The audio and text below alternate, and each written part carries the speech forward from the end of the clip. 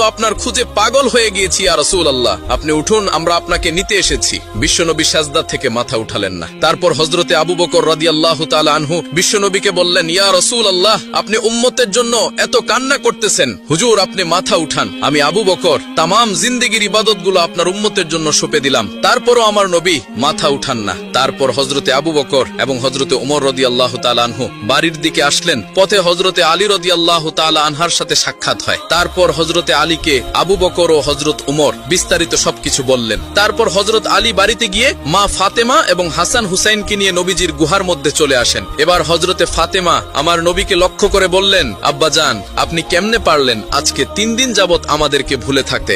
আমরা আপনাকে সমস্ত জায়গায় খুঁজে খুঁজে হয়রান হয়ে গিয়েছি আপনার নাতি হাসান এবং হুসাইন কান্না করছে। আব্বাজান আপনি উঠুন, আমরা আপনাকে নিতে এসেছি। তারপরেও আমার নবীজি মাথা উঠান না। এবার হযরত ফাতিমা রাদিয়াল্লাহু তাআলা আনহা আমার নবীকে বললেন, ইয়া রাসূলুল্লাহ, আমি ফাতিমা কথা দিচ্ছি আমার আদরের হাসান এবং হুসাইনকে আপনার উম্মতের জন্য কুরবানি করে দিলাম। এবার আমার আল্লাহ হযরত জিব্রাইল আলাইহিস সালামকে ডেকে বললেন, হে জিব্রাইল, তুমি এখনই যাও, গিয়ে আমার বন্ধুকে মাথা উঠাতে বলো এবং কান্না বন্ধ করতে বলো। জিব্রাইল, আমার বন্ধুকে জানিয়ে দাও, আমি আল্লাহ কথা দিচ্ছি আমার বন্ধুকে না জিজ্ঞেস করে আমার বন্ধুর একটা উম্মতকেও আমি জাহান্নামে দেব না। অতঃপর জিব্রাইল আলাইহিস সালাম আল্লাহর নবীর কাছে এসে আল্লাহ রাব্বুল আলামিনের কথাগুলো নবীকে শুনিয়ে দিলেন। আমার নবী এরপর মাথা উঠান।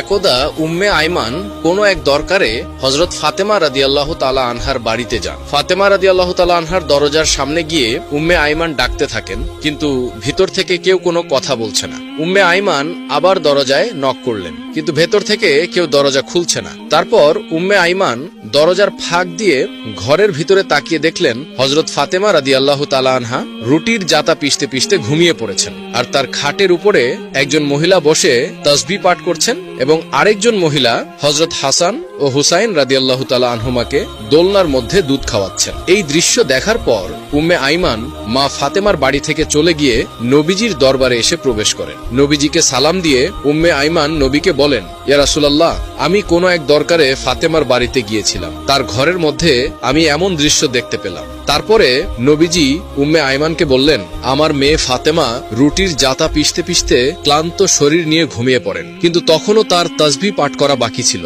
তাই আমার আল্লাহ রাব্বুল আলামিন হযরত ফাতেমা রাদিয়াল্লাহু তাআলা আনহার ঘরে 2 জন ফেরেশতা পাঠিয়ে দেন। একজন ফেরেশতা ফাতেমার অসমাপ্ত কাজগুলো করেছেন এবং আরেকজন ফেরেশতা হযরত হাসান ও হুসাইন রাদিয়াল্লাহু তাআলা আনহুমাকে দোলনার মধ্যে ঘুম পাড়াচ্ছেন। তুমি যেই 2 জন মহিলাকে দেখেছো তারা কোনো মহিলা নয়, তারা আল্লাহ রাব্বুল আলামিনের পাঠানো ফেরেশতা।